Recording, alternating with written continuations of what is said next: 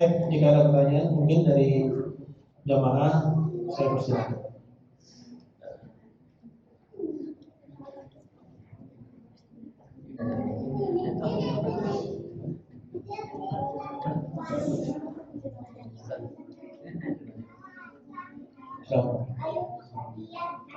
Waalaikumsalam warahmatullahi wabarakatuh.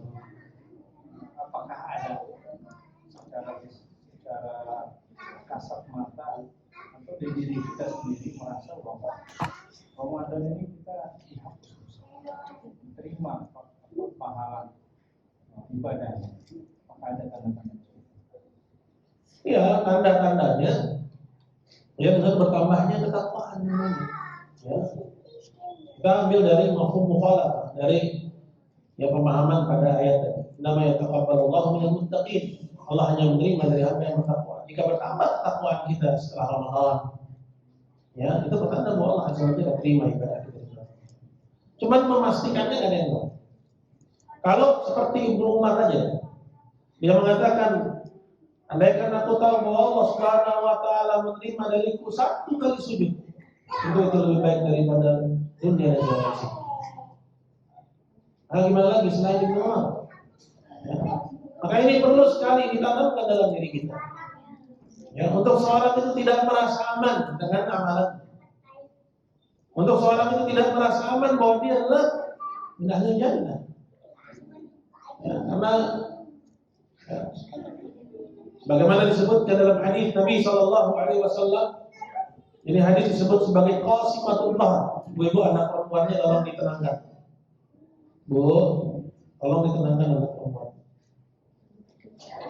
Dalam hadis ya, yang disebut sebagai qasimatullah, yaitu pelecut bagi setiap muslim dan mukminah. Mana Nabi SAW mengatakan, wa inna ar-rajula la ya'malu bi 'amali ahli al-jannah hatta ma yakuna bainahu wa bainaha illa dhira' fa ya'malu bi 'amali ahli an-nar. Ada seorang yang sepanjang hidupnya dia mengerjakan amalan penghuni surga, hingga tidak ada jarak antara dia dengan surga kecuali sehasta. Artinya jarak antara dia dengan kematian hanya sebentar lagi aja dia masuk surga.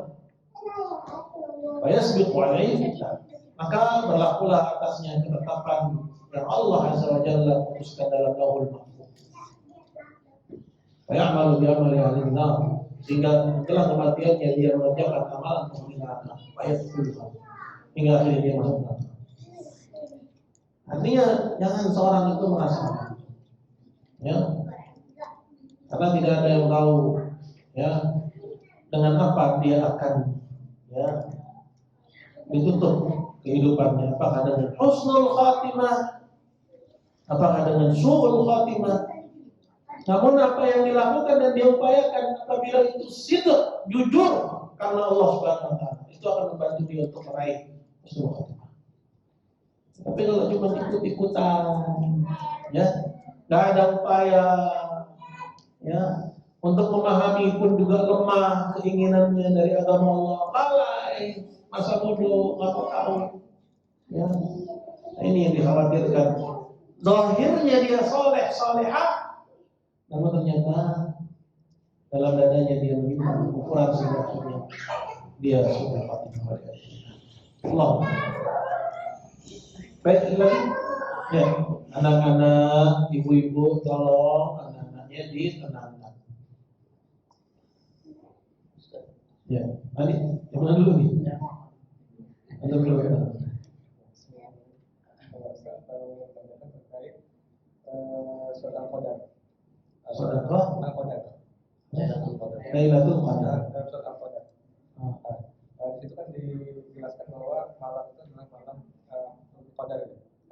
Apakah ada kaitannya dengan takdir? Iya. Dengan takdir, dan di situ juga pada malam itu para malaikat turun untuk mengatur urusan. Mungkin bisa dijelaskan urusan yang lebih spesifiknya seperti apa untuk urusan yang diatur malaikat di hari itu, dan apakah ada kaitannya terkait dengan takdir malam itu? Ya. Allah berfirman dalam Al-Quran, Inna anzalnahu fi lailatul qadar. Terus apa? Lailatul qadri khairun min alfi syahr. tanazzalul malaikatu wa ruhu fiha bi rabbihim min kulli amr salamun hiya hatta matla'il fajr. Ya. Kenapa disebut dengan Lailatul Qadar? Ada beberapa tafsir. Yang pertama, tentunya dari makna Qadar itu. Jadi dia memiliki kedudukan yang besar ya di dalam Islam dan di hati umat Islam. Yang kedua, bahwa qadar di sini artinya takdir. Bahwa pada malam itu ya Allah Subhanahu wa taala menetapkan takdir yang setahun. Jadi takdir itu ada banyak, Pak. Coba diperhatikan anak-anak ketika ya ini kalian pelajaran kalian juga ini kalian nggak dapat di sekolah kayak gini. Ya. Takdir itu ada beberapa macam. Di antaranya ada takdir ya per umur. Takdir per umur. Begitu juga ada takdir per haul, itu per tahun. Dan ada takdir per hari. Dan itulah yang Allah Subhanahu wa taala sebutkan dalam Al-Qur'an. Ya. Kata Allah Subhanahu wa taala, "Fiha yufraqu kullu amrin hakim." Ya, pada malam Lailatul Qadar itu yufraq, didetilkan segala perkara-perkara dengan penuh kebijakan. Artinya apa yang Allah Azza wa Jalla takdirkan di Lauhul Mahfuz, ya, kemudian ditakdirkan lagi oleh Allah Subhanahu wa taala per setiap tahunnya, yang diperbaharui oleh Allah Subhanahu wa taala, tapi bukan maksudnya bertentangan dengan apa yang ditakdirkan di Lauhul Mahfuz. Ya, seperti misalnya ya, dalam masalah doa, ya. Dalam masalah doa kata Nabi Shallallahu Alaihi Wasallam, la yaruddul qadar illa doa. Nggak ada yang menolak takdir kecuali doa. Tapi takdir nggak bisa berubah, tapi berpindah dari takdir yang satu kepada takdir yang lain. Itu yufraq. Begitu juga dalam satu hadis kata Nabi Shallallahu Alaihi Wasallam, barang siapa yang ingin dipanjangkan umurnya, ya, dan diluaskan rezekinya, maka hendaknya dia menyambung silaturahimnya. Misalnya si fulan dia menyambung silaturahim, maka berpindah dari takdir satu ke takdir. Dia enggak melakukan silaturahim, maka dia bertahan di atas takdir yang sebelumnya. Ya, jadi ya takdir yang Allah tetapkan itu enggak berubah. Ya, tapi perubahan itu ada pada takdir yang satu, pada takdir yang lain. Nah itu. Jadi terkait dengan penyebutan Lailatul Qadar itu memang ada kaitannya dengan takdir. Ya. Yang disebutkan dalam ayat yang lain tadi, fiha yufraqu kullu amrin hakim. Kemudian yang berkaitan dengan tanazzalul malaikatu wa ruhu fiha, ini terkait dengan pada malam itu. Ya. Bahwa pada malam itu para malaikat dan roh di sini adalah Jibril. Ya. Itu turun. Ya, pada malam itu ke dunia. Ya. Dan itu berlangsung sampai menjelang waktu pagi. Ya, salamun hiya hatta matla'il fajr. Ya. Turun karena keberkahan malam itu, karena ya kemurahan Allah di malam itu, karena ampunan dari Allah di malam tersebut. Nah, sekarang pertanyaannya, gimana ya yang dimaksud dengan mendapatkan Lailatul Qadar? Apa sih? Apa dia lagi ibadah itu terus tiba-tiba dia lihat cahaya, dia bilang, oh saya dapat Lailatul Qadar? Atau seperti apa? Karena kan mungkin seorang punya anggapan berbeda-beda. Betul? Saya dapat Lailatul Qadar, saya merasa malam itu seger banget, gitu misalnya. Ya, energi saya yang melimpah, gitu. Apa itu yang dimaksud? Ya? Atau tiba-tiba malam itu ada rekening nyasar. Ya, berarti saya dapat Lailatul Qadar kan katanya. Misalnya, apa itu yang dimaksud dengan Lailatul Qadar? Nah, bukan. Dapat Lailatul Qadar itu Anda diberi taufik oleh Allah menghidupkan malam itu dengan ibadah. Gitu.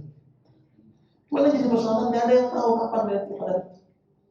Memang ada ya kisi-kisinya dari Nabi. Carilah di ya Sab'ul Awakhir. Ada 7 hari terakhir yang di bulan Ramadan.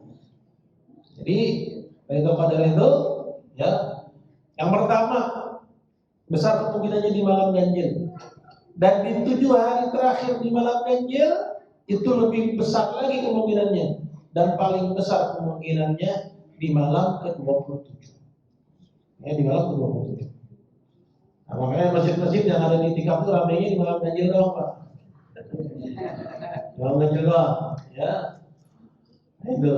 Jadi ya apakah salah? Ya nggak salah, gitu kan? Ya cuman ya belum tentu juga ya dia ada kebagian atau dia ya bisa mendapat Lailatul Qadar jika dia hanya ya mengkhususkan ibadah hanya di malam-malam ganjil. Allahu a'lam.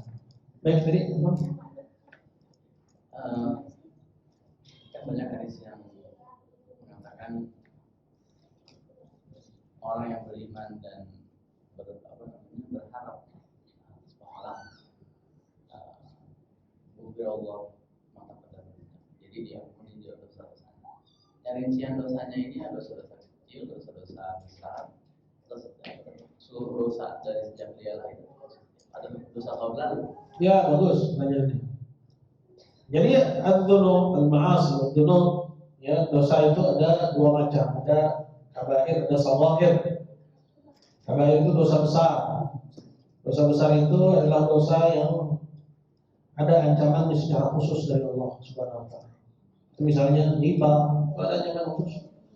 Begitu juga semua dosa yang ya diancam dengan hukum had, seperti misalnya mencuri, itu dosa besar. Zina ada hukum hadnya. Menuduh wanita baik-baik berzina juga ada hukum hadnya, ya cambuk, ya, itu masuk dosa besar. Ya minum khamar dicambuk, ya masuk dosa besar. Nah selain dosa besar disebut dengan shagha'ir, yaitu dosa kecil. Nah dalam hadis yang menyebutkan ghufira lahu ma taqaddama min dhanbi, akan diampuni dosa-dosa yang telah lalu. Apakah itu mencakup yang besar dan juga yang kecil? Ini pertanyaan tentunya ya pada tempatnya ya. Ya. Nah, kita mengetahui bahwa yang namanya dosa besar itu labud dari taubah. Itu harus ya seseorang bertaubat kepada Allah secara khusus. Ya. Harus seorang itu bertaubat kepada Allah secara khusus. Ya, apakah dosa itu antara dia dengan Allah saja atau terkait dengan hak sesama? Kalau antara dia dengan Allah, maka syaratnya 3, dia azam untuk tidak kembali lagi, dia menyesal, kemudian dia juga ya berlepas dari dosa tersebut. Kalau dosanya terkait dengan orang lain seperti hak yang diambil harus dikembalikan. Nah ini, jadi kalau kita melihat kepada itu al-zahir, tampaknya ya bahwa yang terhapus itu hanya shagha'ir, hanya dosa saja. Ya, sebagaimana juga disebutkan dalam hadis kata Nabi SAW, ya, Ramadan ila Ramadan, wa Jum'atu ila Jum'ah, mukaffiratun lima bainahunna, majtunibatil kabair. Ramadan ketemu Ramadan, ya, kemudian Jumat ketemu Jumat, itu menggugurkan dosa-dosa di antara keduanya, selagi dia menjauhi dosa-dosa besar. Nah, kalimat selagi dia menjauhi dosa-dosa besar ini menjadikan perkaranya lebih berat daripada apa yang kita duga. Bahwa dosa-dosa kecil itu menjadi gugur dengan amalan soleh, itu dengan syarat, Pak. Dengan syarat. Ya, jadi dia tidak berfungsi begitu saja. Ya, bahwa dia langsung menggugurkan dosa-dosa kecil sampai dia terlepas dari dosa-dosa besar. Tapi kalau dia belum berlepas dari dosa besar, maka amalan-amalan soleh itu yang dia kerjakan, dia tidak bisa berfungsi menggugurkan dosa-dosa kecil. Jadi lebih berat kan? Ya, itu konsekuensi dari hadis tadi. Kata Nabi, majtuni batil kabair, selagi dia menjauhi dosa-dosa besar. Kembali pada apa yang ditanyakan. Jadi yang dihapus itu dosa-dosa kecil kalau kita menjauhi dosa besar. Ya, kok jadi berat? Ala inna sil'atallahi ghaliyah, ala inna sil'atallahi ghaliyah, ala inna sil'atallahi jannah. Ketahuilah barang Allah itu mahal, barang Allah itu mahal, dagangan Allah itu mahal, dagangan Allah itu surga. Ya. Allah. Lagi. Nah, itu lagi, itu 2 kali ya. Enggak apa-apa. Boleh. Tapi jangan. Menanyakan terkait bulan Ramadan kemuliaan memang dikarenakan turunnya Al-Quran misalnya. Mungkin banyak orang yang justru malah lalai terhadap Al-Quran. Tapi kaitannya kenapa bulan puasa yang notabene adalah kemuliaan diturunkan Al-Quran dengan kaitannya kita diwajibkan berpuasa? Ya. Oke, itu pertama dan yang kedua. Itu dulu saya. Ya, barakallahu fiik. Ya, itu kita kembali kepada firman Allah Subhanahu wa taala, ya ayyuhalladzina amanu kutiba. Kutiba itu artinya ya furidha, ya. Allah wajibkan, artinya ada perintah. Perintah itu yufidul wujub. Berarti hukumnya lah wajib. Wajib itu artinya kalau dikerjakan dapat pahala, kalau ditinggalkan dosa. Ya. Kama kutiba 'alal ladzina min qablikum. Bagaimana telah diwajibkan atas orang sebelum kalian. Anak-anak ada yang tahu enggak nih? Itu juga nih abah sekalian pertanyaannya. Itu juga ummahat. Ya. Dites dulu nih. Kapan diwajibkannya puasa Ramadan? Kapan ya turunnya ya pertama kali perintah untuk puasa Ramadan? Ya, ya. Kapan pertama kali Allah Subhanahu wa taala perintahkan untuk puasa Ramadan? Kapan itu terjadi? Pada tahun keberapa Hijriah? Tahun keberapa?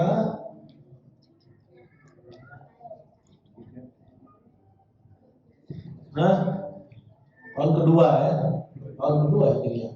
Ya, jadi kita juga sedikit-sedikit tambah pengetahuan kita tentang agama kita. Baik, jadi kembali kepada pertanyaan. Betul bahwa Ramadan itu ya karakteristiknya ya Al-Quran, tapi bukan Al-Quran itu satu-satunya gitu ya. Tapi ada amalan yang menjadi tugas Ramadan itu yaitu puasa. Jadi ada dua ayat. Satu ayat menjelaskan tentang perintah puasa, satu ayat puasa dan juga menjelaskan tentang bahwa dia adalah bulan diturunkannya Al-Quran. Syahrul Ramadan alladzi unzila fihi Al-Quran, ya. Bulan Ramadan adalah bulan saat turunnya Al-Quran. Hudan linnas, sebagai petunjuk bagi manusia, bayyinatin minal huda wal furqan, dan sebagai penjelas atas petunjuk itu dan juga sebagai pembeda antara kebenaran dan kebatilan. Faman syahida minkum syahra yasum. Nah, siapa yang sehat walafiat ketika datangnya Ramadan maka berpuasa. Jadi dua-duanya, bukan hanya puasa aja, tapi juga menunjukkan akan spesialnya Al-Quran pada bulan.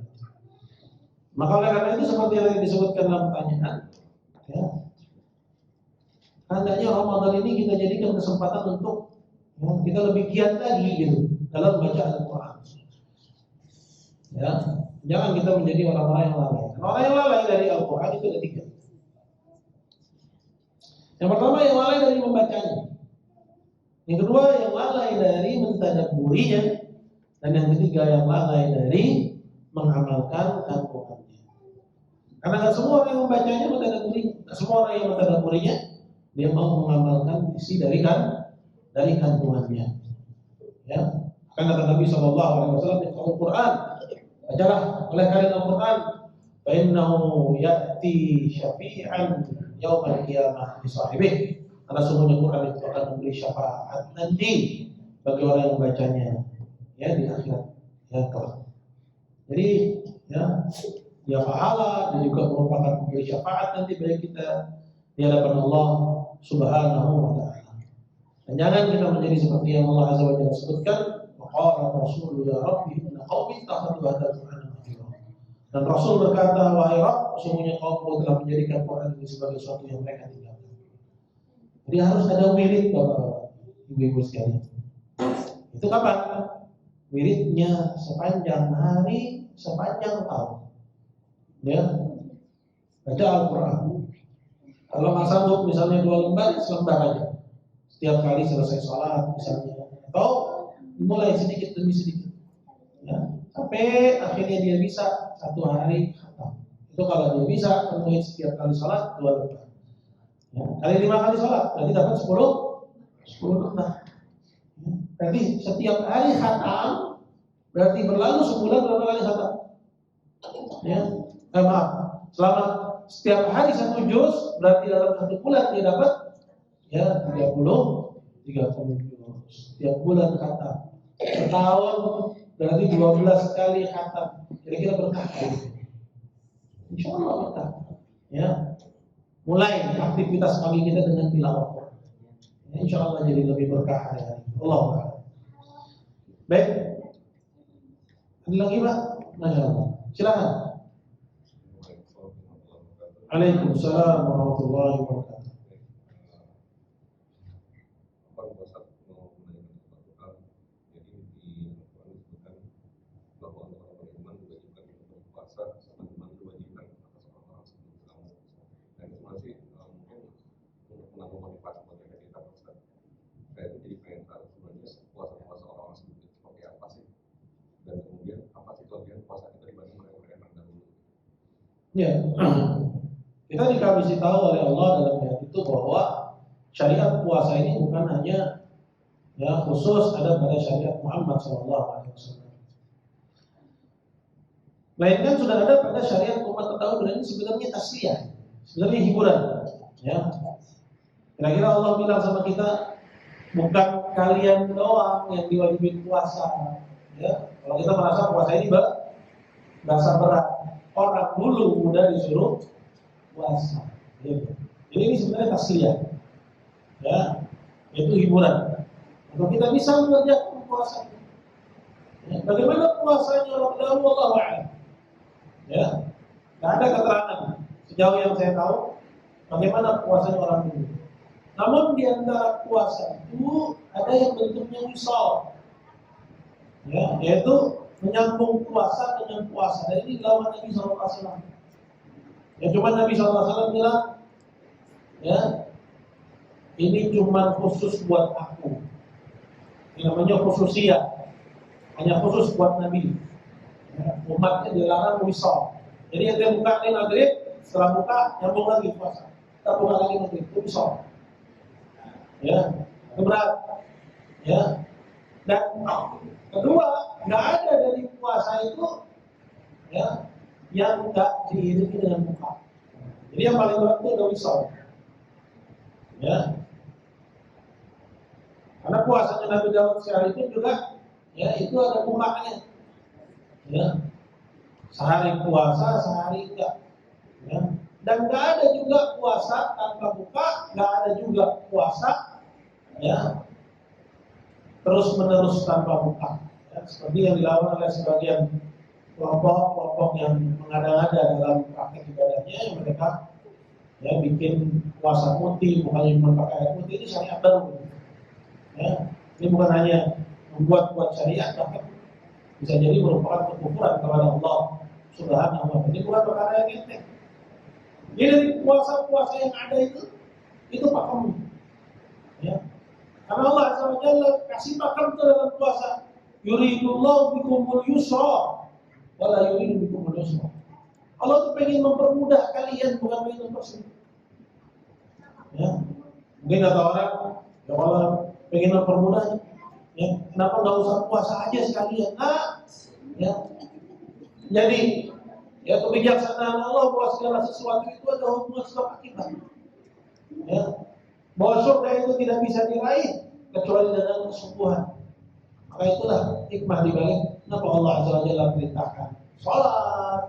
Allah wajibkan kepada kita puasa untuk seorang itu berbuat, ya, untuk mencari keridhaan Allah Subhanahu wa taala. Dan ibadah yang Allah perintahkan kepada kita, yang wajibkan kepada kita semuanya, ya, itu nggak ada satupun yang kalau dilakukan orang jadi mati.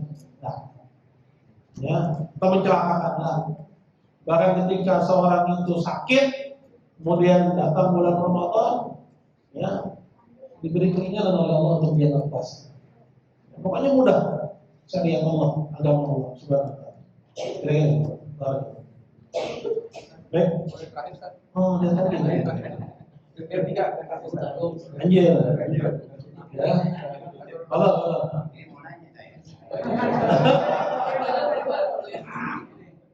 Yang mana baru sekali. Ini minta tanggapannya Ustaz.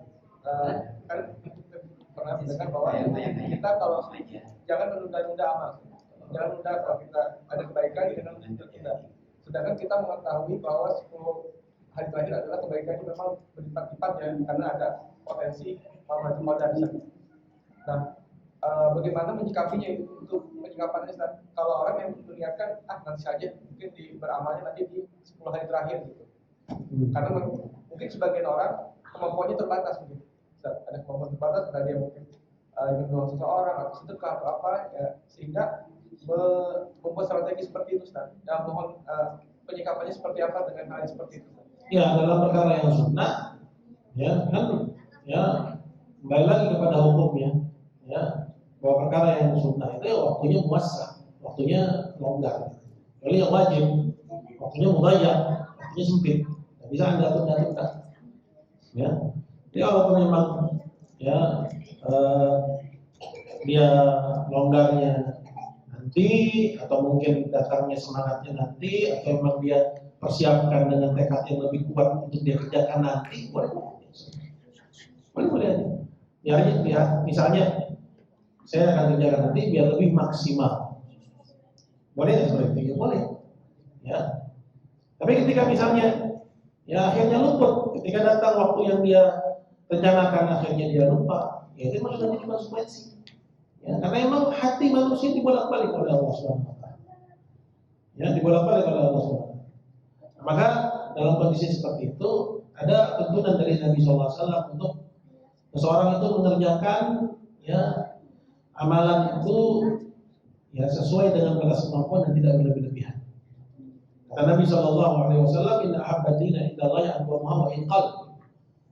Ya, ibadah yang paling dicintai oleh Allah itu yang kontinu walaupun sedikit. Walaupun sedikit, Pak. Contoh misalnya, ya selesai sholat 5 waktu, ya yang di situ ada ba'diyahnya, masya Allah orang-orang semangat, ya kerjain ba'diyah, ya. Tapi sebagian lain nggak begitu semangat kerjain ba'diyah, ya. Kan tapi siapa yang bisa jamin bahwa kualitas yang ngerjain ba'diyah, ya, sholat fardunya itu lebih sempurna daripada orang yang mengerjakan setelah sholat fardunya dia mengerjakan ba'diyah, ya. Biasanya selesai dari sholat fardu, gak lama dikir dia langsung sholat tuh, ya. Tapi yang ini tetap duduk nyelesain dikirnya. Kenapa? Ya, karena emang selesai sholat fardu, ya. Sebelum ba'diyah itu waktunya zikir. Dia kewajiban waktu di situ adalah zikir kepada Allah Subhanahu wa taala. Sehingga ketika dia mikir dia nggak sempat ba'diyah di masjid. Ada tak di rumah misalnya. Kadang dia kerjain, kadang dia lupa. Ya. Nah itu. Jadi, ya ada orang yang dia hanya membataskan diri dengan yang wajib-wajib. Apakah itu tercela? Enggak. Karena amalan yang paling dicintai oleh Allah Subhanahu wa taala adalah maghfiratullah, adalah yang wajib. Jangan sampai nanti orang sibuk kerjain yang sunnah, yang wajibnya nggak sempat, yang wajibnya keteteran. Ya, jadi yang sedikit, namun itu continue. Kalau misalnya mau sholat malam, berapa rakaat paling sedikit sholat malam Pak? Selesai Ramadan misalnya, satu kita 11 rakaat tiap hari. Nah, sebenarnya kalau kita pikir ya bisa jadi mati besok. Ya, 11 rakaat itu sedikit. Ya, 2 rakaat duha setiap harinya, jaga itu tiap hari. Siapa yang sanggup? Semua yang sanggup. Padahal sholat berapa menit sih? 4 menit. Betul nggak? 4 menit 2 rakaat. Tapi banyak dari kita nggak sanggup mengerjakan. Tapi sanggup dia nongkrong di HP-nya, ya sejam bahkan 2 jam. Ya nggak bergeser dari tempat duduknya. Ini musibah. Jadi ya terakhir ya penutupan dari jawaban ya atas pertanyaan ini, ya hanya kita ya proporsional. Jangan kita gas gitu ya. Habis itu besok nggak sholat malam lagi. Kapok ya. Jangan. Mending dia sedikit, tapi dia continue dan dia bisa tetap jaga. Allah. Saya Pak. Ya, saya cuma simpel aja Pak. Kalau saya satu pertanyaan.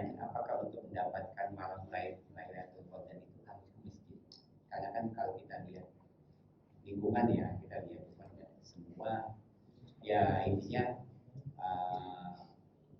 agak dari sisi mungkin dari sisi dekat dan lingkungan dekat masjid iya ya, kan ada beberapa lingkungan yang kadang-kadang beda. Nah itu aja sih Pak. Dari saya menurut Bapak Ustaz selanjutnya kita bisa amalkan nggak di rumah atau Ya, jadi maksud dari iktikaf di masjid itu untuk konsentrasi. Tapi kalau di masjid dia iktikaf, mau ketemu sama teman, dia ngobrol, ya dia bawa HP, sama aja yang di luar yang di warung kopi, gitu kan? Oh saya juga sambil ngopi ini zikir Pak, katanya, udah dapat dari Qadar. Bisa aja kan orang meneliti. Tapi maksud dari di masjid itu apa? Makanya Nabi SAW dalam iktikaf itu bikin kemah, ya, bikin kemah di masjid. Tujuannya apa? Biar memutus hubungan ya dengan orang lain. Gak ketemu kecuali dengan istrinya atau makan. Setelah itu bisa lagi. Biar konsentrasi dalam ibadah. Makanya kesalahan sebagian masjid-masjid dalam 10 hari terakhir bulan Ramadan buka iktikaf di masjidnya, namun diadain acara macam-macam. Ya. Ada kajian ini, kajian itu, ada kuis ini, kuis itu, ada jackpot ini, jackpot itu. Alhamdulillah, bukan untuk itu yang namanya itikaf. Itikaf itu udah biarin aja. Ya, orang itu mengisolir diri dia. Bahkan di masjid kalau memang diizinkan, cuman ini perlu juga diperhatikan sisi manfaat dan mudaratnya. Ya, karena ketika ada bilik-bilik itu sulit untuk mengawasi gitu. Ya. Intinya selagi dia maksudnya di masjid itu adalah untuk dia mengisolir diri dari keramaian. Tapi yang di luar masjid bisa didapat Qadar bisa aja. Kalau dia juga konsen dalam ibadah kepada Allah Subhanahu wa taala. Baik, mungkin cukup ya Allah berhubung ya waktu yang mendekati waktu berbuka dan di waktu berbuka merupakan saat-saat yang mustajab. Ya, doa cepat dikabulkan oleh Allah. Biasakan diri kita, ya, anak-anak kita, istri di rumah juga untuk duduk saat berbuka berdoa kepada Allah. Bukan malah ya nonton sinetron atau hal-hal yang tidak manfaat. Ya, tapi duduk berdoa menghadap kita. Alhamdulillah semoga apa yang disampaikan ini bermanfaat. Allah Jalla wa'ala bukakan hati kita, berikan kepada kita semangatnya dalam beribadah, dan Allah Azza wa Jalla beri taufik kita untuk mengisi di sisa Ramadan yang tersisa. Innahu waliyyu dzalika wal qadiru alaih. Akhiri subhanakallahumma wa bihamdika asyhadu an la ilaha illa anta astaghfiruka wa atubu ilaik. Assalamualaikum warahmatullahi wabarakatuh.